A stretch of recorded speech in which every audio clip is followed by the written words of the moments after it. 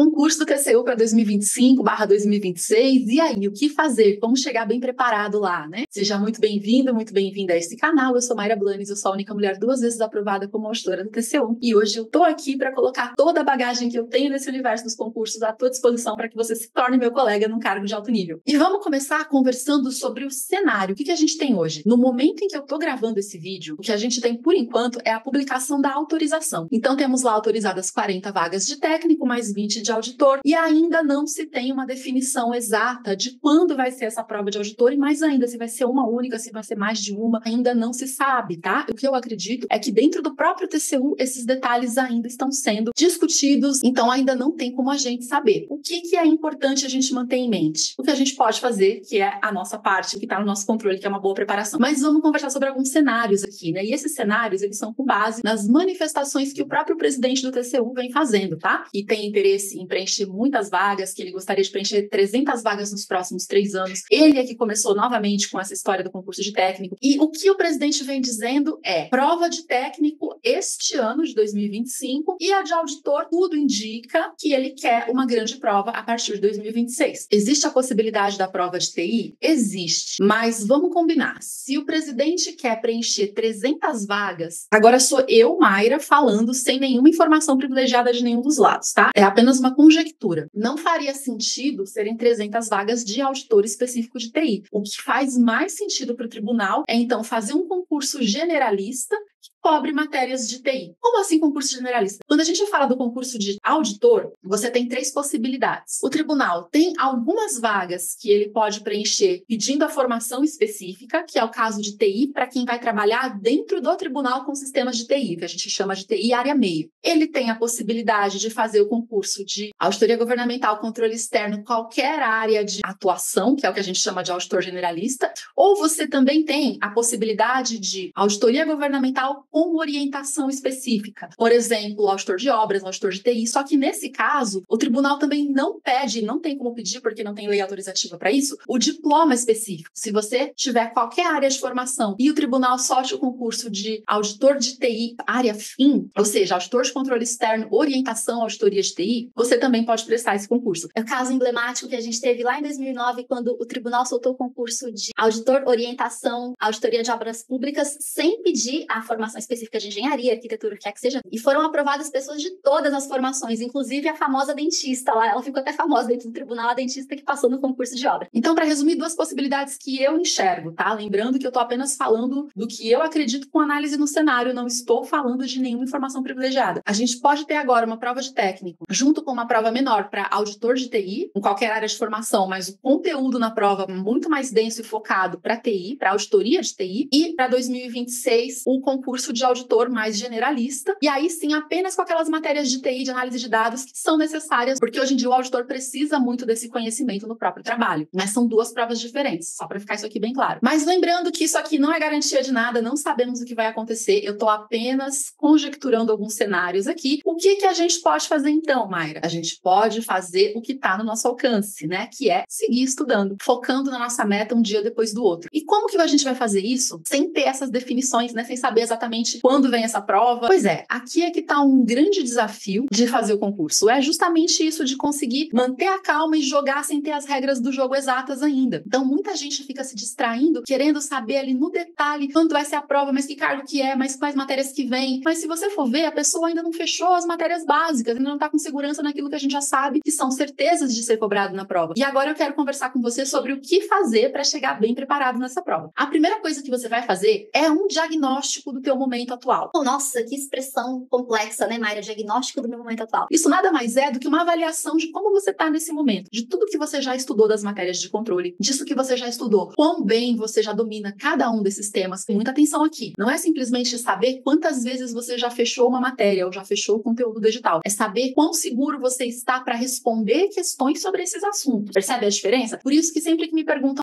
Mayra, dá tempo de começar agora? Quanto tempo leva para estar preparado? Eu não tenho como te dizer, porque fechar fechar conteúdo, fechar edital, não é sinônimo de passar na prova. É a maneira como você faz esse estudo, construindo a sua base e se preparando para fazer as revisões, você consiga fazer uma grande revisão e ir com tudo bem fresco lá para o dia da prova. Estamos juntos até aqui? Então você vai fazer essa análise. Pega ponto por ponto das matérias mais importantes da área do controle. Atenção, não pegue unicamente o último edital. Você até pode se basear no último edital do TCU, mas você vai olhar quais são aquelas matérias que são o núcleo duro do controle, que são a base do controle. Isso é fácil. Se você der um Google, você vai achar diversos artigos, vídeos falando núcleo duro de controle. Você vai pegar essas matérias e vai ponto a ponto fazer a tua avaliação de como que você está. E aí, você vai ter um documento que vai te mostrar direitinho o que você já fez, o que ainda falta, e com isso você consegue tomar decisões mais assertivas para alocar o seu tempo para fazer a montagem do seu planejamento de estudos. Então ali você vai ver, tem matérias que você já fechou, essas matérias que são mais comuns de cair, constitucional, administrativo, ou mesmo português, o controle externo que é bem curtinha, enfim, você vai dedicar menos tempo, a não ser que você tenha fechado há muito tempo e sentindo muitas dúvidas. Mas se você já fechou de alguma forma, você dedica menos tempo para elas porque você vai fazer fechamento de lacunas. E para as matérias que ainda faltam, que você talvez ainda não tenha começado, você vai alocar uma carga maior na sua semana. Não é nada de outro mundo, é bom senso, percebe? Mas é muito importante você saber em que pé que você está com cada matéria para que você saiba como estudar cada uma nesse momento. Esse é um erro muito comum. É a pessoa não saber em que momento ela está com as matérias. Ela não sabe se ela é iniciante, intermediária ou avançada, mas ela não sabe o que fazer com isso na prática, não sabe diferenciar. Se eu sou um iniciante completa naquela matéria, o meu foco vai ser em ganhar contexto da matéria, em ter uma compreensão inicial. Quando eu faço as questões, eu faço pensando em identificar como que a banca cobra aqueles assuntos e quais os assuntos mais cobrados, e não já querendo me testar. Saiba analisar o seu contexto e fazer essa diferença de objetivo por cada fase do seu estudo. Já no segundo momento, você deu uma primeira passada pela matéria. Então agora o que você vai fazer? Você vai identificar as suas lacunas. Agora o estudo é diferente. Você não vai ficar voltando e relendo o PDF tudo do zero, ou revendo as videoaulas tudo do zero. Agora você usa muito mais as questões, porque são elas que vão balizar onde estão as suas lacunas. São elas que vão te mostrar o que você já sabe bem, o que você acerta meio ali no chute, que ainda precisa consolidar melhor, e o que você ainda não entendeu, que precisa estudar um pouquinho mais. Então as questões vão servir como balizador, mas para isso você tem que fazer questões da maneira correta, com essa intenção. Procurar nelas as suas lacunas mesmo, e não de fazer muita questão, aí meta de 100 questões por dia, essa coisa só para fazer no volume. Volume sem qualidade, sem intencionalidade, de qual que é o seu momento, o que você está buscando com essas questões agora, tende a ser o que eu gosto de chamar de esforço cego. Ah, não dá resultado nenhum? Não é que não dá resultado nenhum, mas você vai se empenhar muito mais e colher muito menos resultado, muito menos eficiência. Então, quando a gente já sabe o que é preciso naquela fase, já seta essa intenção e já vai para o seu estudo com esse radar ligado, o teu desempenho vai ser muito diferente. E é isso que eu insisto sempre, né? Vamos identificar o nosso contexto, entender o porquê das coisas e o que nos favorece mais aqui nesse nosso momento de estudo com cada matéria. Para você saber quanto tempo você dedica na sua semana para cada uma das matérias, a regra é: matérias já terminadas, que estão apenas em manutenção, óbvio que vão demandar menos tempo, especialmente se você já sente uma certa segurança com elas. Matérias que você está começando, você vai avaliar 3 critérios. Qual que é a importância dessa matéria? Ela é ali do núcleo duro mesmo, daquelas matérias que tem mais peso? Ou é uma matéria ali mais intermediária? Lembrando, né? A gente só vai saber o peso real que a matéria vai ter depois que o edital for publicado. Lembrando que a gente está jogando sem as regras, então a gente volta e, historicamente, a gente observa isso. O segundo é o seu grau de conhecimento, de facilidade ou de desafio com a matéria. Então, quanto mais desafiadora ela for para você, maior a carga que você precisa dedicar para ela. E o terceiro é a extensão, é o tamanho, né? Seja o tamanho da matéria como um todo, seja o tanto que falta para você terminar essa matéria. E aí, então, obviamente, quanto maior a extensão, mais conteúdo, maior a carga que você vai dar para ela também. Lembrando de sempre intercalar entre elas. Não pegue uma matéria única para estudar do começo ao fim, nem uma matéria por semana, nem uma matéria por dia. Vá trocando aí, idealmente, entre 50 minutos e 2 horas de tempo para cada meta. Então, com isso, você já vai começar a ter uma ideia bem clara da sua organização, da sua alocação de tempo. E agora vamos falar um pouquinho de como fazer o estudo de qualidade. E aqui eu preciso te avisar ou te lembrar que o estudo para concurso é diferente de outros estudos que a gente já fez na vida para outras provas. E tem 2 grandes armadilhas aqui na parte da execução do seu estudo que você tem que evitar a todo custo. Uma delas é a armadilha da velocidade, aquela coisa de dar o check, acabar conteúdo, esgotar, dizer que chegou no final. O outro extremo é o que costuma acontecer quando a pessoa focou na velocidade, foi lá, quebrou a cara porque viu que não tinha condições de responder as questões na hora da prova, que é: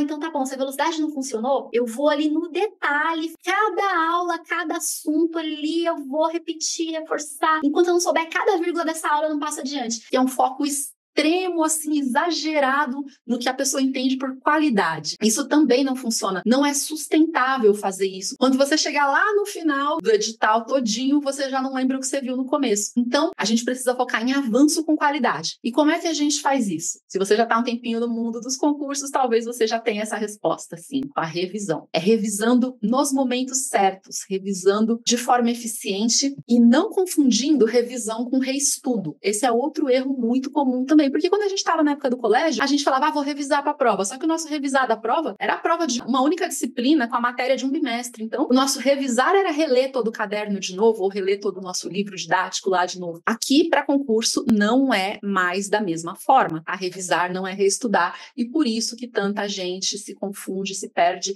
e fala que a revisão é complexa, que não dá tempo, que não tem como avançar. É por não saber como executar. A gente ficaria aqui horas e horas para esmiuçar ele todo. Ele é um módulo todinho do Passar Sem Pirar, inclusive, que é o meu método de aprovação em concurso. Mas eu quero que você já tenha presente para você que, da mesma forma que a gente conversou mais no começo, sobre identificar se você é iniciante, intermediário ou avançado com cada matéria, e seus objetivos no estudo de cada uma das matérias vai depender disso, a revisão também entra aqui, tá? No primeiro momento, se você é iniciante, você tem que se preocupar em fazer as revisões de consolidação. São elas que vão ajudar com que você, de fato, retenha aquele assunto que você está estudando. Mas depois que você já terminou uma matéria, já teve o primeiro contato com ela, tudo que você vai fazer a partir dali é revisão de uma forma ou de outra. Então, vamos desmistificar isso. Fazer questões é revisão. Reestudar um ponto é também uma forma de revisão. Então, depois que você terminou a matéria, tudo que você está fazendo é revisão. O que a gente precisa é ter estratégia de fazer essas revisões da forma mais completa possível. E é aí que entra a importância de ter um controle dos assuntos já estudados e dos momentos revisados. Agora, outra coisa importante que eu tenho para te dizer também, no momento que as notícias do concurso que a gente quer começam a esquentar, a gente tem aquela tentação gigante de sair do zero para o máximo de horas possível do dia para a noite. Não faça isso. Tudo bem, a gente está na hora de ir começando a apertar um pouco o ritmo, mas você tem que fazer isso na medida do que é possível e sustentável para você. Por mais que a pressão esteja começando a bater aí, a melhor coisa que você pode fazer é respeitar o seu ritmo. Então começa com uma carga que é possível para você de cumprir e você vai aumentando não mais que 60% a cada aumento que você fizer, até você conseguir chegar no máximo de horas que você tem disponíveis no seu dia, na sua semana para estudar. Não dê esse tiro no pé de querer sair correndo, porque é a forma mais garantida de você se frustrar, parar e com isso derrubar seu emocional, sua autoestima, ficar achando que não é para você, que você não consegue e tudo isso, tá bem? E por último, eu quero te lembrar que a gente ainda não tem as notícias exatas, então a gente vai fazendo o que é possível com o que a gente tem em mãos nesse momento. Vamos focar o máximo possível nas nossas metas, naquelas matérias que são certeiras, avançar com as que você ainda não terminou, fechar as lacunas das que você já terminou, vai construindo a sua base, cuidado com essa tentação de ficar o dia inteiro acompanhando notícias. A gente precisa sim se informar, mas cuidado porque senão essa ansiedade sequestra toda a nossa atenção, a nossa calma, a nossa tranquilidade para sentar e estudar, que é o que de fato precisa ser feito para a nossa aprovação. Espero que esse vídeo tenha te ajudado e se fez sentido para você, é só você dar o seu like aqui, compartilha com alguém que precisa dessas informações, segue o canal que agora vai ter muita coisa boa, estamos voltando por aqui e eu te vejo na próxima.